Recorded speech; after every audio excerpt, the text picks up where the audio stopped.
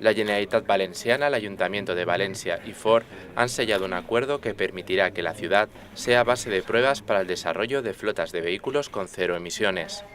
El presidente Ximo Puig, el alcalde Joan Ribó y el presidente de Ford Europa, Oriente Medio y África, Stephen Armstrong, se han reunido para conocer más a fondo este plan. El jefe del Consejo ha asegurado que el programa de movilidad inteligente que Ford implantará en Valencia refuerza el liderazgo de iniciativas innovadoras.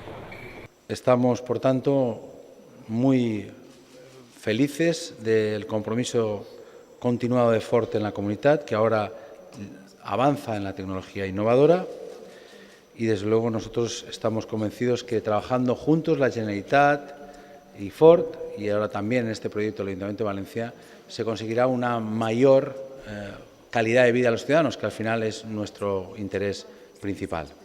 El proyecto piloto se centrará en el uso de furgonetas eléctricas híbridas enchufables que funcionan únicamente con energía eléctrica en la mayoría de trayectos.